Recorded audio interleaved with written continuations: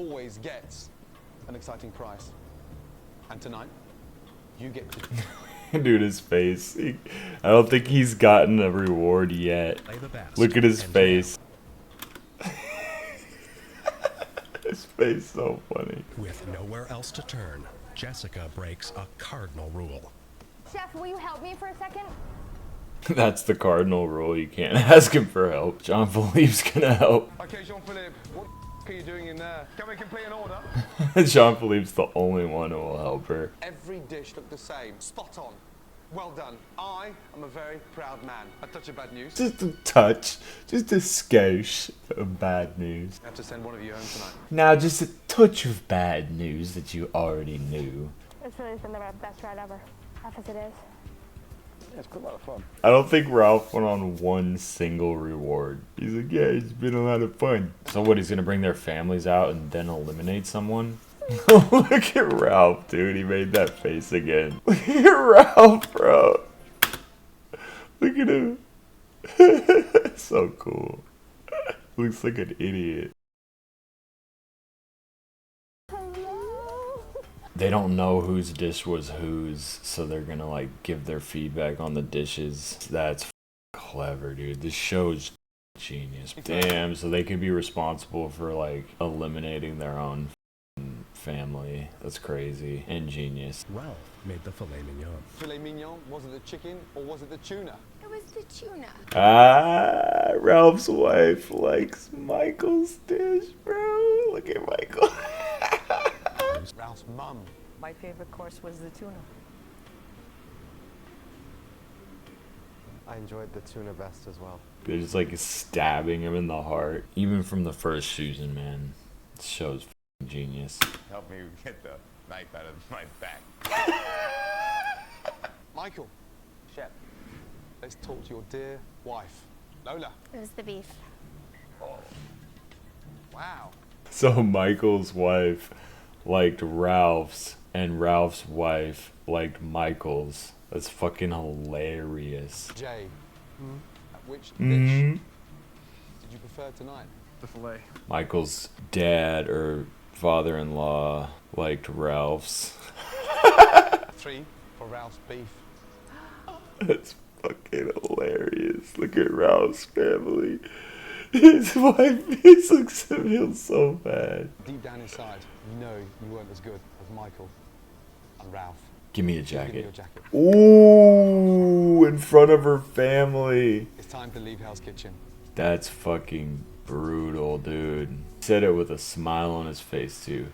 Please give me a jacket. This was such a great experience and something I'll hold with me for the rest of my life. I probably shouldn't have looked up their futures, like, before the season was over. Yo, rest in peace, Jessica. Straight up, dude. What's with the tuna? What's with the tuna? So I gotta be perfect. His whole family liked Michael's dish. I wonder if they thought it was Ralph's. Bonsoir. Stupid idiots. He's like stupid idiots, and they didn't even like do anything yet. I forgot there are the other contestants come back. That is a fucking awesome part about the show. I have to fucking work with the people who get eliminated. They should have done it without them there, because like they could consciously or subconsciously choose just based on which person they're more attracted to or which person that they're more like drawn to or whatever. Grilled porterhouse steak. It's a prime piece of meat. Only 3% of the meat in this country is graded prime. That's one of them. Shut the fuck up, Ralph. Bro, shut the fuck up. Let him eat, Ralph. Power steering, power brakes, power windows, and telescopic steering. And what do you have here? You ready? Oh my god. Who's gonna be his? You guys cook like old people.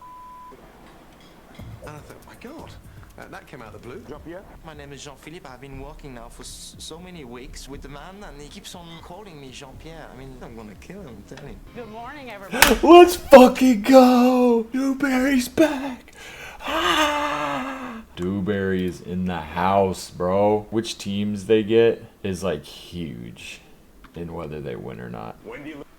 No way, bro. He picked Wendy. You just lost. I don't have the potatoes. I thought cold water was supposed to boil faster than hot water. That's okay. Dew ain't tripping. Dew's cool. Dew knows his worth. Can you make it 15? I can push. I'm pushing it.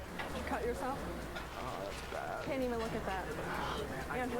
You're going to the hospital. That's what you get for rushing him, dumbass. Now he's just Wendy and Dewberry. I think the ladies look like old grannies. Yeah? Well, Like you're going to see your grandma. Do you feel like grandmas? Yes. You do? Yes. Okay, grannies. stand. Go around the corner and scratch your fannies. You want the girls dressed up like guys, and you want the guys dressed up like girlies. Yeah. Yeah? You guys in your black t-shirts, you look like ballerinas. Yeah? Okay, ballerinas, go off and get your tutus. In the newer seasons, they don't have them design their side of the restaurant or tell the wait staff how to dress or nothing like that. They did away with that part completely. It's completely fucking unnecessary and just cost them money for no reason. He's trying to find a head chef for his restaurant. Has nothing to fucking do with designing the restaurant. Triple speed. Triple speed. Dewberry, those desserts, you have 15 minutes to get Bro, maybe you should stop fucking rushing them. You literally sent your best man to the hospital, rushing him. We're in a tough situation because we can only push ourselves so far, especially because, you know, there's nothing in it for us. Wendy, already her attitude is ass. She's like, well, there's nothing in it for us, so we can only work so hard. That's the weird thing too, is it's like they're not even cooking. Oh, because they're trying to get the, I guess because that's the position that they're interviewing or auditioning to get. I guess the head chef doesn't cook anything. It's interesting. Keep pans hot. Shoot, I need pans. It was at that moment that he knew he fucked up. Where are you sauteing your shrimp? Oh, I thought we were going to do it in the pan. So frustrating because he picked her instead of Elsie, bro. Who almost passed out. It's so hot up there. Get this man a chair, bro. Can't do it. You have to do it. There's no way. I don't know what you got in you, but you got to find it. Props to Andrew for fucking actually giving a fuck. Get this man a chair. What the fuck is going on, dude? They're just filming him sitting on this goddamn box. If I fall out, just kick me in the ass and push me back up.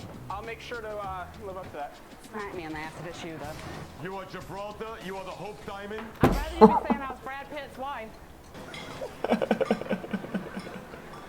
I chew it. It's very tender. And I can chew it. I love that about steak. It's like explaining how steak works. I can chew it. I love that about steak. Are you ready for the decision? Yes, chef. Well, I'm not ready to give it to you. Well, I'm not. Okay? Nowhere near it. I'm going to study these cards and combine I'm going to insert them into my hole that. and see how it feels. On my count of 3, open your door. After this commercial break. That'd be funny if they just kept cutting to more commercials infinitely.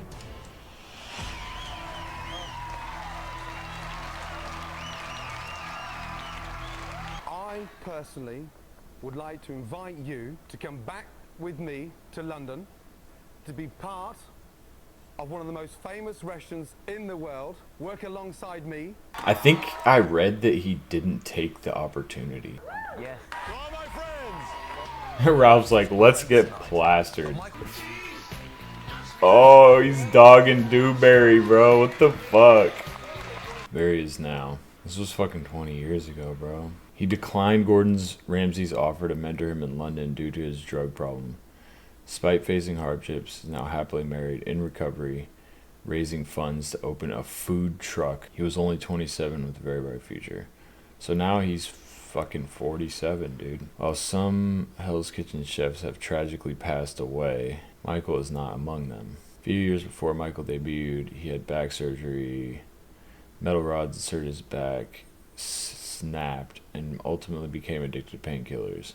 He considered himself a functioning addict and was able to win himself a spot. And by the end, he proved to be victor while still taking prescription painkillers at an alarming rate. Shortly after his win, things started to go downhill. After Hell's Kitchen, Gordon offered to mentor Michael in London. According to interviews with MASH, Michael declined Gordon's job offer. He said, "It was the hardest decision I've ever had to make. I regret it all the time. I was in Hell's Kitchen with a drug problem. Deathly afraid of going to London with this giant addiction." Despite the offer, Michael had two significant silver linings on the horizon. At the time, he had some money from his win, quickly became head chef at the Standards restaurant in Los Angeles. Soon after that, he opened his restaurant, now known as Tattoo. The hit restaurant proved to be successful. It became such a sensation that the chef prepared to open a new restaurant called HK1. Same time, Michael and his wife were expected for his child. Fortunately, Michael's daughter died during childbirth. He struggled to keep his head above water for the next couple of years. First, he walked away from his hit restaurant, Tattoo. Then Michael and his wife divorced, and he began living out of his truck. Worked odd kitchen jobs here and there to sustain his drug habit, but eventually found himself living in an underpass in Los Angeles. Former owner of Hell's Kitchen wound up moving out into the desert, where he consumed nothing but drugs for days. Passerby found the Hell's Kitchen star by the highway and called 911. Woke up in the hospital and finally began his road recovery. 5 years later, he is now happily married again, lives in San Diego with his wife. Recently, he began raising funds to open a food truck. Hopes to drive the truck cross-country, serve food, and help those struggling like him. It would be amazing to see Michael return to Hell's Kitchen in another capacity. True that.